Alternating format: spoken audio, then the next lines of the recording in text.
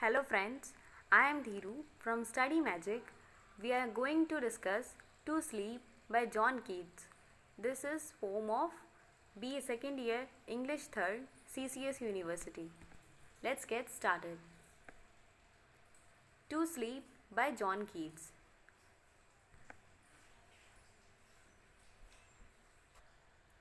About the author. We have seen already the introduction of author in Ode to a Nightingale. He was born in 1795 in London. He was son of a stable keeper and he was eldest of 5 children. He was educated at private school at Anfield. His father died at when he was at the age of 8.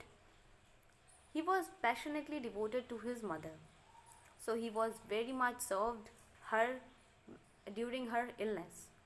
He was broken when his mother was died of consumption. Consumption means tuberculosis at the time. So Keats breathed his last in February 1821 when he was at the age of 26. He buried in Rome. Let's understand more about him.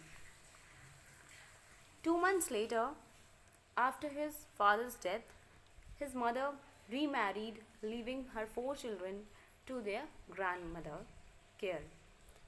5 years later, she came back home and died of tuberculosis because she was suffering from it, and it was genetic problem. That's why his brother also suffering from the same problem, and he also died when John Keats was 23 years old. So John Keats को भी यही problem हो जाती है और उनको तभी health issues की वजह से, फैमिली इश्यूज़ की वजह से बहुत ज़्यादा ही अनहैप्पीनेस, पैसिमिज्म फील होता है लाइफ के अंदर, और वो एक तरीके से अनहैप्पी हो जाते हैं और ओड्स और पोम्स को लिखना शुरू करते हैं. टू स्लीप पोम में हम जानते हैं उनके बारे में कि वो इस वर्ड से एस्केप होना चाहते हैं. वे फिज़िकली और इमोशनली बहुत सफ़र कर रहे हैं और वो इस जीवन से पलायन की बहुत इच्छा रखते हैं. कीट्स घनीभूत रूप से अपनी नाराज़गी को जाहिर करते हैं कि वो पूरी तरह से तंग आ चुके हैं अपने शारीरिक कष्टों के कारण. पुरानी यादों से भी वो झकोर के रख दिया है उन्हें. बिस्तर पर लेटने के दौरान वो जगा रहता है और निंद्रा देवी को भूल जाने के लिए अकुलाता रहता है, लेकिन नींद उसे आकर्षित कर लेती है. मतलब वो जब लेटता है तो इतना ज़्यादा परेशान है कि वो जागा रहता है और वो नींद को भूल जाना चाहता है, लेकिन नींद फिर भी उसे आकर्षित कर लेती है. यहाँ पे नींद जो स्लीप है वो मेटाफर है ऑफ डेथ. वी नो वो मेटाफर है डेथ का. कीट्स कुछ शब्दावलियों का प्रयोग करता है जिससे ये पता चलता है कि वो जीवन से तंग आ चुका है. वह अपने भौतिक शरीर को, अपने फिजिकल को वो छोड़ देना चाहता है. और ये जो पोम वो लिखते हैं in the mid night, at the mid night वो लिखते हैं, जो ये बताता है कि अब वो थ्रेशोल्ड पर खड़े हैं, उस चौखट पर खड़े हैं, उस सीमा रेखा पर खड़े हैं जहाँ से वे दूसरी दुनिया में चले जाना चाहता है. और फिर यहाँ पे टू स्लीप क्यों कहते हैं? क्योंकि कीट्स जानते हैं कि ह्यूमन लाइफ में सबसे जो अच्छा जो सुखद क्षण होता है वो होता है एक नींद से रिलेटेड होता है. क्योंकि नींद आ जाती है तो इंसान अपनी सारी चिंताओं से मुक्त हो जाता है. हम अपने आसपास होने वाली सभी उलझनों से मुक्त हो जाते हैं. सोते समय हम उन तमाम स्थलों पर घूम सकते हैं जहां हम वास्तव में जाकर आराम करना चाहते हैं. इसीलिए यहाँ पे स्लीप का एक मतलब बताया गया है. Let's get started with the stanzas. O soft embalmer of the still midnight, shutting with careful fingers and benign, our gloom pleased eyes embowered from the light, and shaded in forgetfulness divine, O soothe sleep, if so it please thee, close in midst of this thine heim, my willing eyes, or wait the mean ere thy poppy throws. इस कविता में पूरी तरह से ये बताया गया है कि जो पोएट है वो फिज़िकल एंड इमोशनल सफरिंग से एस्केप करने की बहुत इच्छा प्रकट करता है, कि वो पूरी तरह से कि इस गहराई से दुख की अभिव्यक्ति करता है, जो शारीरिक के साथ ही विचारों व यादों का दुखद पहलू है, जिसको वो स्वयं भोगता रहा है।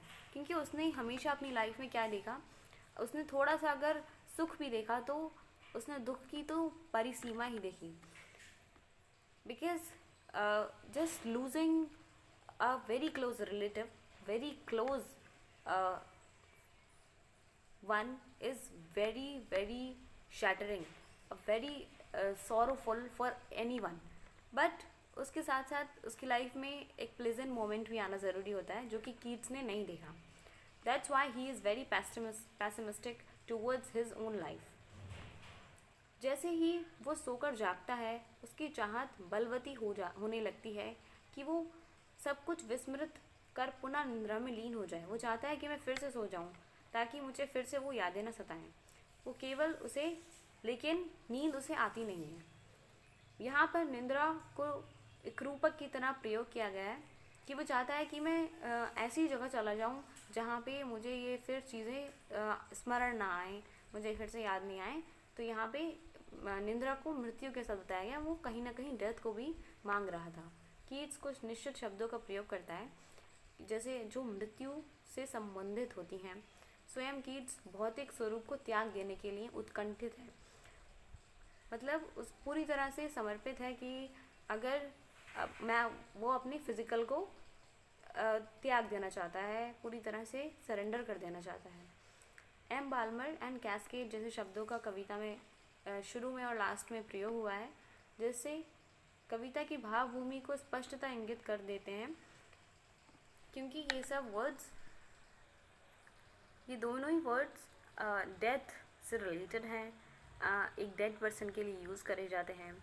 तो इसीलिए वो ऐसे वर्ड्स का यूज़ करता है जो कि बहुत ही ज़्यादा नेगेटिविटी को दिखाते हैं उसकी लाइफ में।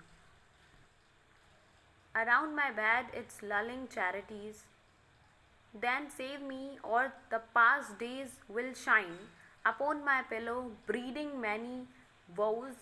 Save me from curious conscience that still lauds its strength for darkness, bowering like a mole. Turn the key deftly in the oiled wards and seal the hushed casket of my soul. वो कहता है कि उसकी उसकी जो casket है, मतलब उसकी लाइफ एक तरीके से कोई उसे इस जीवन से मुक्ति दिला दे उसका, क्योंकि वो बहुत ज़्यादा ही परेशान है अपनी लाइफ से और पूरी तरह से